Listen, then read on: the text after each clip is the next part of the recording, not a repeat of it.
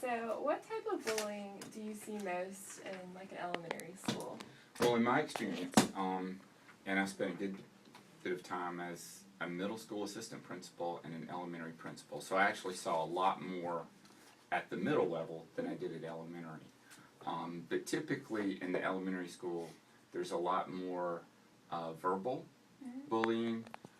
Actually, the younger the child, the more physical bullying you see, because you know, kindergarten, first, second grade, they're not really mature enough yet to use their words in a hateful way. They're much more. It's much easier to push and shove. That's true. So we see, you know, some physical bullying, and then it sort of reverts.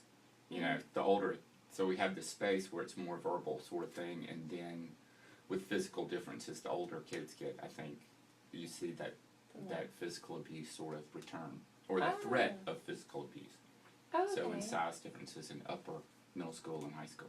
So, like, how or in what ways have you seen bullying? You said you saw, like, pushing and shoving.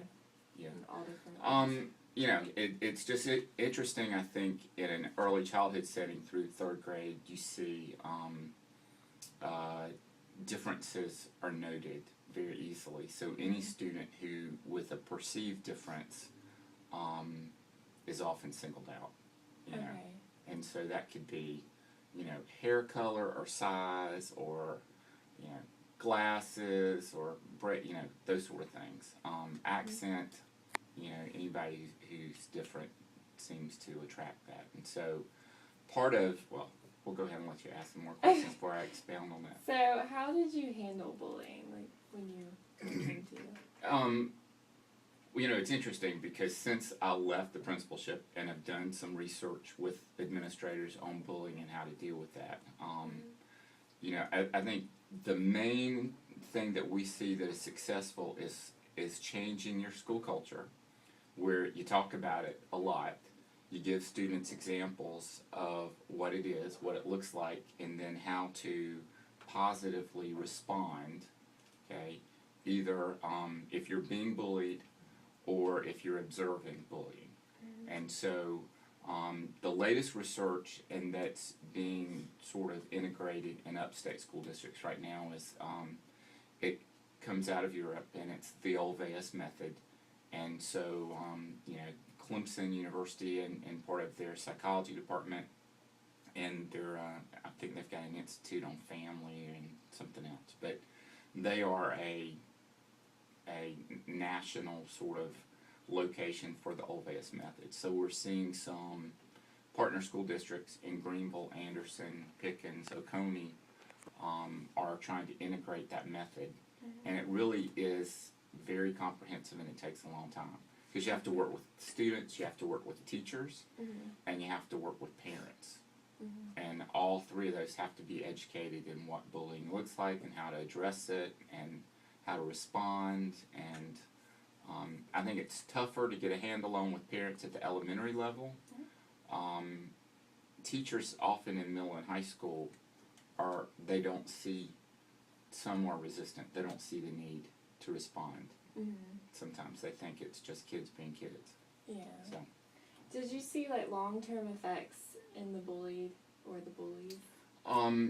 You know, in my school setting, which had a really positive school culture, and that was before I got there too, in Climate, and we did some things where we tried to build community. I did not see as much, you know, I heard later, obviously, from my middle school colleagues when they transitioned, and there were more issues at the middle school, especially when you're bringing disparate groups together. Yeah. I think it's easier to build that culture and community in elementary school, where kids transition from kindergarten through 5th grade. So they're there, they know that's their first school. There again, though, you know, if you have a lot of turnover, you have a very changing, diverse population, that's harder to do. Because you've got, every year it's a different group, as opposed to just adding a new kindergarten group in a stable population. Okay. And so, you know, I think more often when you see a lot of teacher and student turnover, a lot of those very changing, diverse patterns, you know, in demographics in schools very quickly, that's where there's a lot more friction and opportunity for bullying to take place. Okay, and so why do you think kids bully, and how do they choose the people to bully? You know, it's real interesting psychology, and qualitatively we think, well, you know, bullies are made, that they often have to be bullied to become bullies. The literature doesn't really play that out. You know, it's not, and there's not a whole lot out there. It's more in psychology and human behavior than in education, where some of these behaviors are studied. But you know, there are a number of things. You know, there were some theories that were espoused early on that, you know, these were a lot of only children came to us because, you know, they were used to being sort of the only person having all this adult attention and sort of things, and there really aren't any trends like that. What we see typically, and what Olvea says, is that any child can be a bully or be bullied. You know, it just depends on the context, and if they haven't had that with that opportunity, you know, in any context, if you want to use your perceived power to achieve something versus another person, you're essentially a bully. Yeah. You know, and so that could happen, you know, anywhere. Classroom, playground, you know, walking in the hall. And so what they try to look at is all of those things, and worry less about the foundational behaviors of, you know, where it starts, that anybody could be in either situation. And here's how we address it. This is what it looks like. Those kind of things.